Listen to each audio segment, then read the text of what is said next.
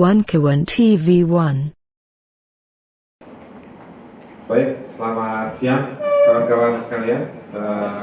Assalamualaikum warahmatullahi wabarakatuh. Waalaikumsalam. Buat kita semua. Kami siang ini dari tim PAUD ya, tim advokasi untuk itu ada beberapa lembaga, ada dari Integrity Law Firm, lalu ada dari Lokataru Foundation, dari Temis, YLBHI, dan beberapa kantor pengacara yang lain tergabung dalam tim advokasi untuk demokrasi, lebih khususnya lagi sebagai kuasa hukum untuk Rocky Gerung. Nah, kami siang ini berkumpul ingin menyampaikan beberapa hal terkait dengan perkembangan kasus yang dialami atau dialamatkan kepada klien kami Rocky Gerung. Terakhir, saya nanti akan memperkenalkan secara singkat teman-teman yang ada di sini. Dari paling kiri tuan rumah Bang Muhammad Isnur, lalu di sebelahnya ada Ferry Amsari, sebelah kanan saya ada Nurholis Hidayat, paling ujung ada Bang Haribudin dari Integrity Law Firm. Nah, kami akan menyampaikan beberapa hal perkembangan dan juga posisi dan pendapat kami terkait dengan kasus pemidanaan terhadap Rocky Gerung dan juga proses perdata yang dialamatkan atau digugatkan kepada Rocky Gerung. Mungkin itu sebagai pengantar.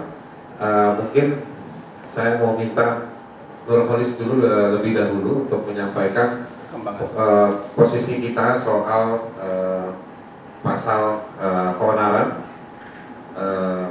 dan juga soal persekusi terhadap Rocky Gerung. Mungkin kira-kira seperti itu. Silakan. Sebelum mulai, kita ada slide, bikin slide ya. Bisa dikirim ke Ismail slide itu, kirim ya. Iya, boleh. Oke, rekan-rekan semua, terima kasih atas kehadirannya. Assalamualaikum warahmatullahi wabarakatuh.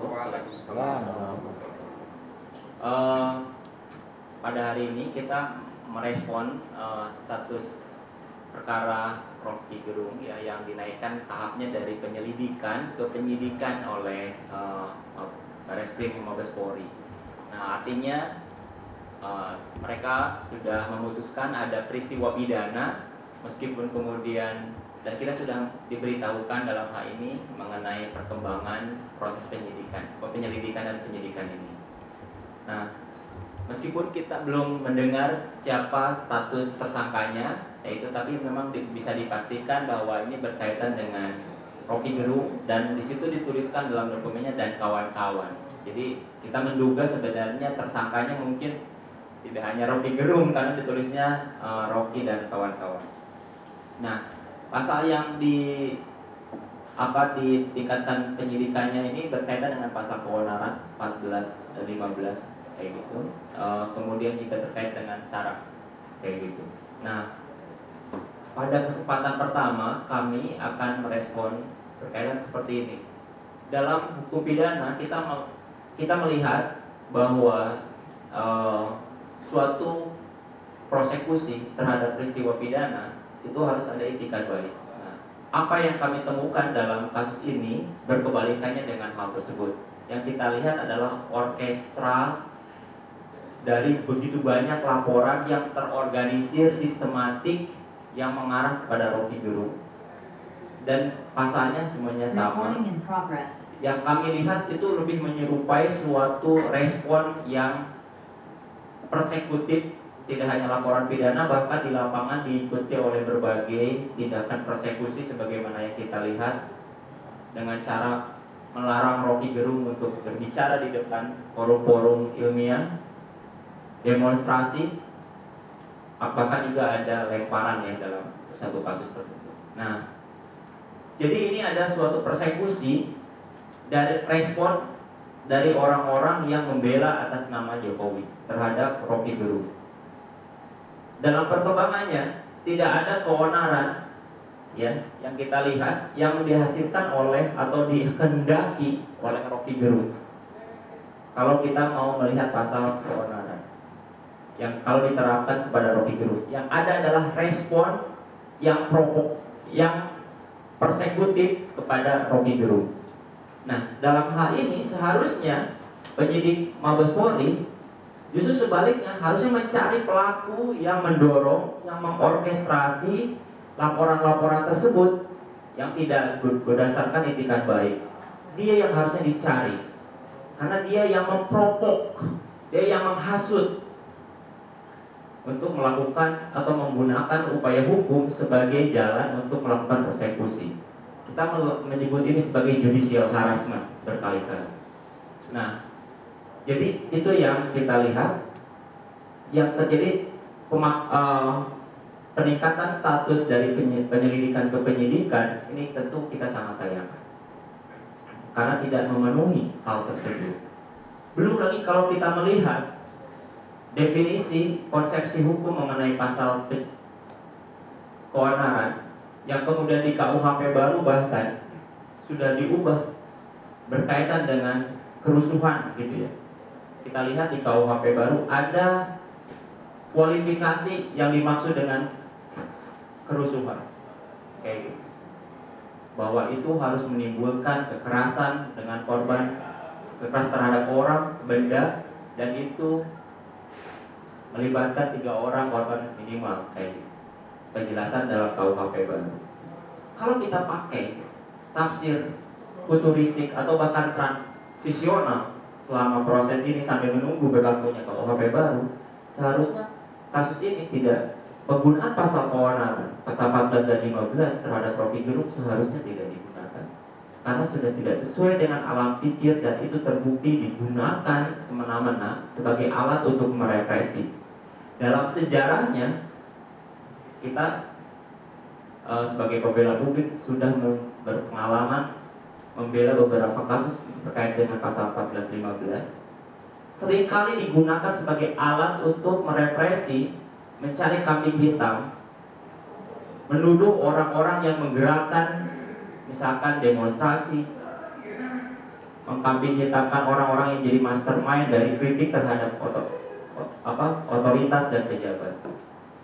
Itu yang bermasalah dari perkara ini. Jadi ini pasalnya bermasalah, diterapkan bermasalah, seharusnya juga dihentikan kasus.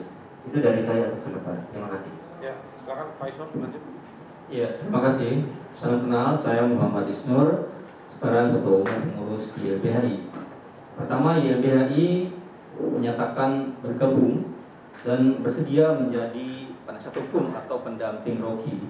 Sebagaimana YLBHI juga menjadi pendamping atau penasihat hukum dari Mas Haris Azhar, Fathia, dan lain-lainnya. YLBHI memandang bahwa upaya kriminalisasi, upaya pelaporan pidana dan gugatan perdata atau serangan-serangan fisik lainnya merupakan serangan langsung kepada masyarakat Indonesia, serangan kepada demokrasi, serangan kepada kebebasan berekspresi, serangan kepada akal sehat. Ya, itu yang pertama. Dan ketika ada upaya killing the messenger, ya, upaya membungkam Rocky, upaya membungkam suara masyarakat adalah upaya untuk membunuh ekspresi itu sendiri. Dan ini terjadi semakin banyak di semua isu, dilakukan kepada mahasiswa, kepada dosen, kepada aktivis, kepada jurnalis, kepada sekarang Rocky Gerung. Jadi ini adalah upaya atau modus yang sama, di mana ketika ada seorang menyatakan ekspresinya, menyuarakan suatu keadaan ya tentang kebijakan, tentang tindakan pemerintah, dibalas dengan tindakan-tindakan represif gitu. Yang ketiga, modusnya sama. Modusnya adalah penerapan pasal-pasal karet, pasal-pasal yang terbukti dalam semua kasus digunakan. Pasal keonaran ini digunakan juga kepada Haris dan Fathia, walaupun tidak ada keonaran. Keonarannya apa? Keonarannya adalah pro kontra di YouTube itu. Jadi aparat semakin kacau ya, semakin sesat ya menggunakan pasal-pasal dan dalam rangka menjerat semua dipakai gitu. Dalam Rocky Gerung juga sama, pasal ini dipakai lagi. Pasalnya seolah-olah dia buat keonaran, padahal tidak pernah ada pembuktian, tidak pernah ada kausalitas, tidak pernah ada perbuatan yang itu onar gara-gara pernyataan dia. Dan justru ini malah makin ngaco. Jadi kalau dalam hal-hal yang lain biasanya ada pelaporan dari orang yang dibicarakan ya, misalnya Haris dilapor oleh Luhut, ini sama sekali tidak ada laporan dari Jokowi. Jadi ini lebih parah lagi gitu, pengenaannya diada-adain pasalnya, dicari-cari kesalahannya, dan dipaksakan pasal yang seharusnya nggak ada gitu. Jadi ini pada pada posisi kita melihat pokoknya harus diproses gitu. Dan nampaknya pelaporan itu juga terorkestrasi, bukan hanya satu wilayah tapi di banyak wilayah, tidak berhenti. Itu yang kita lihat ada orkestrasi, dan ini ya kalau kita lihat dalam konteks otoritarian, inilah gejala otoritarian. Gejala di mana demokrasi semakin regresi, semakin mundur, semakin ditubir jurang gitu ya. Dan ini berhubungan juga dengan konteks pemilu gitu ya, di mana kekuasaan, di mana pemerintahan semakin aut-autan menggunakan atau membangun legitimasi hukum demi kekuasaan gitu. Ya bagi kita ucapan Luhut semakin masuk akal, ucapan Rocky semakin masuk akal ketika melihat perkembangan demokrasi kita menuju pemilu gitu. Masyarakat semakin marah, rakyat semakin geram, semua orang semakin tidak mengerti mengapa kekuasaan sedemikian rupa menggunakan Mahkamah Konstitusi ya, menggunakan kira-kira alat-alat negara, kepolisian dan lain-lainnya untuk melayani ya kehendak kekuasaan. Nah, maka YLBHI akan bersama teman-teman akan bersama Taur mendampingi Rocky Gerung ke depan, dan kita mendesak kepolisian untuk tidak meneruskan perkara ini. Kepolisian dalam undang-undang kepolisian jelas sebagai alat negara.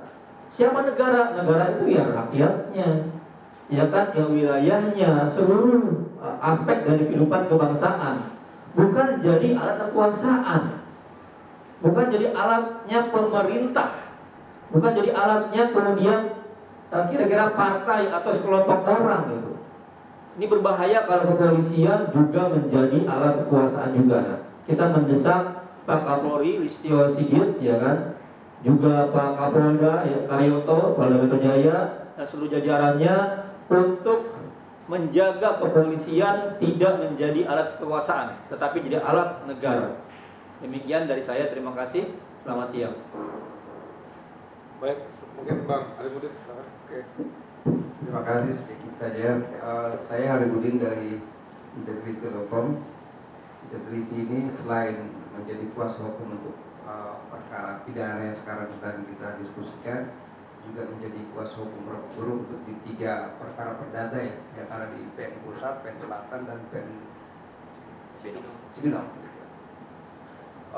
Ada beberapa hal yang saya kira penting untuk kita perhatikan, dan berita terakhir yang kita dapat soal naiknya status dari penyelidikan ke penyidikan ini cukup mengejutkan sebetulnya buat kita. Karena apa yang disampaikan Rocky Gerung itu sebetulnya adalah suara publik, suara masyarakat yang tersebar di seluruh Indonesia, suara orang-orang kecil yang mereka melihat bahwa tindakan yang dilakukan oleh pemerintah ini cukup meresahkan mereka, dan itu terwakili dari kata-kata yang disampaikan, kritikan yang disampaikan oleh Rocky Gerung. Jadi itu suara mereka sebetulnya. Jadi sangat kita sayangkan dan sangat prihatin kita ya, karena kebanyakan masyarakat kita di pelosok sana itu mereka tidak mampu untuk kemudian bersuara sekritis suara Rocky Gerung. Jadi kasus ini ya cukup kita sayangkan, dan kita tetap meskipun proses hukum kita hormati, tetapi ada sisi-sisi lain yang mestinya menjadi atensi bagi kepolisian Republik Indonesia untuk tidak main-main dengan kasus-kasus yang berkaitan dengan suara-suara publik seperti ini. Karena kalau bukan publik, terus siapa lagi yang bersuara? Karena satu-satunya yang bisa kita harapkan itu adalah tokoh-tokoh kita seperti inilah yang bisa mewakili kita semua. Dan saya kira ini harus diakhiri ya, hal-hal semacam ini. Jadi ya tetap nanti kita akan dampingi. Kita tidak tahu seperti yang tadi disampaikan, ini tersangkanya siapa karena masih dan kawan-kawan kita juga belum tahu. Tapi patut diduga pasti mengarahnya kayak Rocky Gerung. Mungkin itu sebagai gambar. Iya, Bang Ferry, silakan. Terima kasih.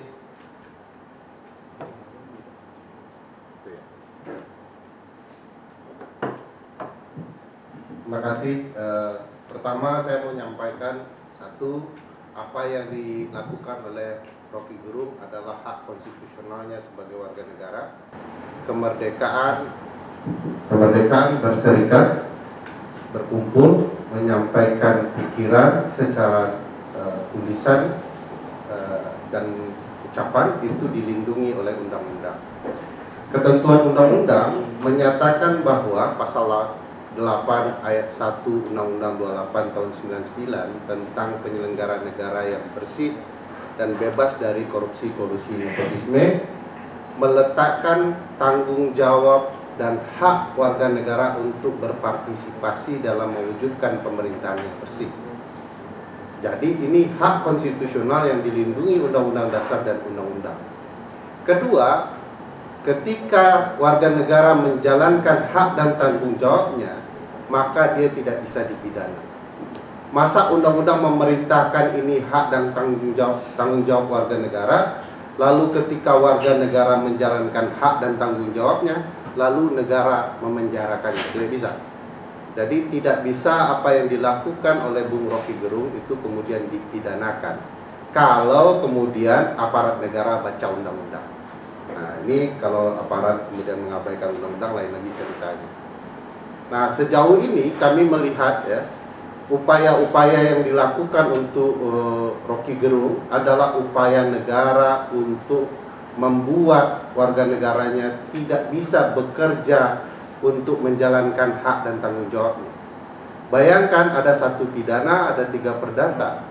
Ini kan sengaja dibuat oleh negara untuk warga negara tidak bisa menjalankan hak dan tanggung jawabnya, membersihkan penyelenggaraan pemerintahan sebagaimana bunyi undang-undang.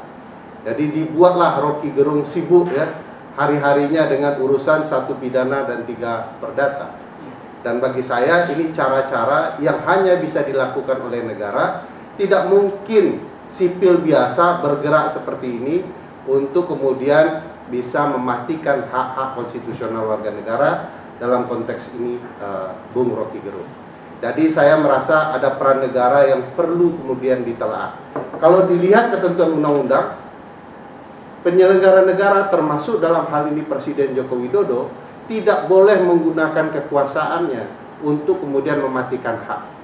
Bagaimana cara Presiden melakukan dan mematikan hak itu? Ya dia bisa saja dengan mengabaikan peran sentralnya untuk menghentikan upaya ini agar tidak ada warga negara lain campur tangan urusan pribadinya dan Rocky Gerung. Nah ini kan aneh ya. Perdata itu urusan warga negara dengan warga negara lainnya. Yang dihina Joko Widodo, yang marah warga negara lainnya. Jadi bagi saya ini hanyalah kamuflase untuk kepentingan-kepentingan menghentikan hak Rocky Gerung menyampaikan pendapat dan pokok pikirannya. Oleh karena itu menurut saya penting bagi Presiden untuk menghentikan sandiwara ini. Saya pikir itu luar biasa ya. Biasa ya. Baik, makasih teman-teman. Tadi sudah disampaikan oleh Bang Ferry terakhir, Bang Nurholis. Mungkin tadi pagi di kantor ada teman-teman yang punya kajian soal Rocky Gerung. Saya minta bikin slide-nya, mungkin bisa bantu dikasih lihat. Jadi sebetulnya tadi yang sudah disampaikan oleh Bang Nurholis bahwa yang terjadi sebetulnya bukan keonaran, tapi justru persekusi terhadap Rocky Gerung. Ini mungkin ada slide-nya, ada di banyak. Kita kalau pakai basis provinsi itu ada lebih dari 20 provinsi ya. Dan provinsi yang paling banyak itu yang terjadi di Kalimantan Timur, daerah yang banyak tambangnya Pak Isnur ya. Jadi Jakarta juga. Di Jakarta juga. Nah, jadi ada selama 5 tahun itu ada banyak peristiwa di berbagai provinsi serangan terhadap Rocky Gerung, klien kami. Selanjutnya, nah ini rentetan dari 2018 sampai 2023. Di 2023 ini ada 60 serangan. Di sebelum-sebelumnya itu nggak terlalu banyak. 2, 1, ada 8 di tahun 2019. Ini cuma melihat pada 5 tahun terakhir. Berikutnya lagi itu soal bentuk-bentuk serangan ya. Ada laporan pidana ada 32 kali. Demonstrasi itu ada demonstrasi untuk menolak Rocky hadir di satu acara itu ada 23. Ada boikot 14 kali. Serangan terhadap keamanan pribadinya itu 4 kali. Laporan perdata 3 kali. Ini nggak termasuk soal spanduk yang dipasang atau serangan-serangan digital lain-lainnya. Terakhir mungkin ada soal nih beberapa pasal ya yang 5 tahun terakhir di luar dari soal pasal keonaran. Jadi ini simulasi singkat teman-teman di tim advokasi untuk Rocky Gerung ini dari tahun ini untuk melakukan simulasi berdasarkan data yang sudah terpublikasi di media aja ketemu seperti ini. Jadi ini bahkan belum kalau kita cek pada benar-benar ke Rocky Gerungnya, misalnya ada orang yang mengancam WhatsApp dan lain-lain itu masih banyak lagi. Spanduk kemarin masih Rocky itu kalau nggak salah kemarin di Mataram di NTB itu ada 4 spanduk yang spanduknya nongol tapi nggak tahu orangnya nggak nongol. Jadi itulah hebatnya di Indonesia, bisa spanduk bisa jalan sendiri juga. Ada spanduk-spanduk yang nolak kayak gitu. Jadi ini mau menggambarkan tadi bagaimana sebenarnya Rocky itu bukan tidak patut dan tidak layak dituduh melakukan keonaran karena sebetulnya terjadi adalah persekusi terhadap Rocky Gerung. Jadi itu yang kedua kami ingin memastikan bahwa konteks penggunaan pasal 14 dan 15 di peraturan pemerintah soal KUHP itu tidak tepat melihat pada pasalnya sendiri yang itu dulu hanya untuk mengamankan kemerdekaan Indonesia gitu, kok sekarang dipakai untuk mengamankan kepentingan pribadinya tertentu saja atau penguasa. Jadi itu nggak tepat. Yang kedua, perkembangan zaman justru seharusnya pasal 14-15 itu digunakan atau ditafsirkan tentang dengan situasi terkini. Terlepas dari perdebatan kita setuju nggak setuju dengan KUHP yang baru, soal keonaran sudah diatur di dalam KUHP yang baru. Meskipun dia belum berlaku, paling tidak itulah yang paling dekat untuk bisa dipakai bagi penegak hukum untuk mengintip seperti apa sih ke depan keonaran itu. Nah, hari ini sepertinya pasal tersebut digunakan tanpa melihat pada perdebatan dan apa yang sudah dicantumkan dalam KUHP, tanpa melihat konteks adanya pasal 14-15 di waktu yang lampau, tetapi semaunya si para narasumber atau pelapor yang datang ke kantor polisi. Kami menyayangkan polisi mengakomodir begitu saja karena teknikalitis ya, proses teknis mekanisme penegakan hukum dia harus melampaui praktek dan perangai politik, akan tetapi bukan berarti dia bisa jalan sendiri tanpa melihat. Justru kami melihat situasi. Kami melihatnya justru situasi yang terjadi hari ini, instrumen hukum dipakai untuk kepentingan alat politik kelompok-kelompok tertentu. Nah ini yang bahaya, apalagi ini saya khawatir ada yang mau dapat, ada yang mencari bonus, bahasa analoginya begitu ya, ada yang mau mencari bonus numpang di nama besar Rocky Gerung. Itu yang kami ingin tekankan lewat pernyataan sikap hari ini. Sedikit mungkin tadi berkali-kali disebutkan bahwa kasus hukum hari ini terhadap Rocky Gerung itu ada satu pelaporan, ada hampir 30 laporan pidana di berbagai polda yang ditarik ke Barreskrim dan penanganannya itu ada di Barreskrim sekarang, dan ada 3 gugatan perdata yang di Cibinong sudah ada proses mediasi menyepakati untuk dilakukan debat terbuka dengan Rocky. Jadi si penggugat dengan tergugat akan melakukan debat terbuka, sementara kami sedang siapkan tempat, waktunya sudah disepakati tinggal menunggu jawaban dari penyelenggara. Dan kami sepakat untuk diselenggarakan di kampus, dan tapi kampusnya belum kami bisa buka dulu namanya. Tapi kenapa kampus? Supaya perdebatannya untuk menunjukkan tingkat akademiknya. Gugatan berikutnya yang di Jakarta Pusat itu gagal mediasi dan masuk ke proses peradilan perdata. Termasuk yang selatan juga. Yang selatan juga gagal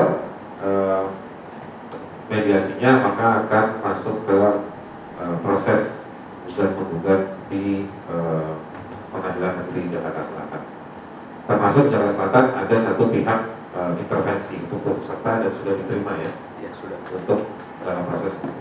Nah, jadi mungkin kami minta tolong juga dengan teman-teman media untuk bantu proses ini berlangsung ke depannya, karena masih panjang, masih ada perdebatan, masih ada pemeriksaan, penetapan pemeriksaan barang bukti kali mungkin terjadi, termasuk yang terakhir persidangan di PN Jakarta Pusat dan juga di Jakarta Selatan. Terakhir sekali lagi nanti ada perdebatan debat terbuka di kampus antara Rocky Gerung dengan si pihak komputer. Demikian kira-kira dari kami. Jika ada pertanyaan baik yang di darat maupun yang di udara, silakan. Oh, untuk itu ya, YouTube ya. Baik, kalau nggak ada mungkin bisa doorstop atau nanti follow up lebih lanjut gitu ya. Iya, iya. Nama ini kita Yang terdekat apa Pak agendanya? Sidang tiap hari Senin, Selasa, Rabu. Untuk yang PN Selatan itu tadi barusan dapat laporan setelah gagal mediasi, sidang berikutnya kan belum ada, menunggu panggilan dari pengadilan karena hakim mediator akan melaporkan dulu ke majelis hakim pemeriksaan perkara. Jadi belum ada jadwal. Yang Jakarta Selatan. Yang selatan. Yang pusat. Ya, saya mau nambahin dikit ya. Jadi kasus Rocky ini istimewa, seperti yang tadi dibilang 30 laporan pidana, dan gugatan perdatanya itu intinya sebenarnya menghendaki supaya Rocky dibuka mulutnya, dilarang untuk berbicara di depan publik. Nah, ini sesuatu yang menurut saya fenomena yang hanya terjadi pada abad pertengahan dalam perburuan penyihir, wicked hunt kayak gitu. Dan kita melihat fenomena wicked hunt ini terjadi belakangan ini juga menimpa rekan saya Haris Asyar kayak gitu. Jadi Denny Indrayana kayak gitu, dan Repe Harun mungkin dan rekan-rekan yang lain. Jadi kelompok-kelompok yang independen, kritis, yang masih bisa bersuara, mengalami perburuan, dimatikan, dibungkam sedapat mungkin supaya tidak bisa lagi berbicara. Fenomena ini sekali lagi hanya terjadi pada abad pertengahan. Dan kalau ini terjadi sangat disayangkan sekali. Terima kasih. Pak Isnur, ada tambahan?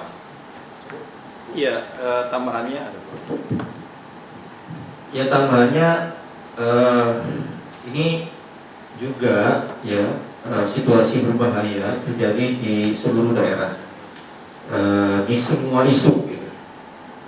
Teman-teman petani yang harusnya lucu-lucu gitu, ada yang karena dia dikasih amplop ini sobek terus dipidana gara-gara mata uang, ngibarin benderanya salah terbalik, misalnya ketika mengedarkan dikenakan undang-undang penghinaan bendera. Jadi ini modus sebenarnya, cara yang taktik-taktik penegakan hukum yang dipaksakan, memang tujuannya untuk melawan partisipasi publik. Itu yang YLBHI dan LBH Indonesia sangat khawatir perkembangan situasi di mana kepolisian, ya, pengadilan, kejaksaan menjadi semacam ya alat untuk menghukum atau membungkam banyak orang. Terima kasih. Baik, makasih kawan-kawan sekalian. Sampai jumpa dalam perjuangan untuk Update hidup berikutnya. lebih baik. Perjuangan untuk hidup lebih baik. Episode kriminalisasi berikutnya. Pantang kan? Kasih tersangka, Bung. Alhamdulillah saya dari kriminalisasi, Pak ini belum. Sudah dulu pengacara saya. Baik, makasih ya semua.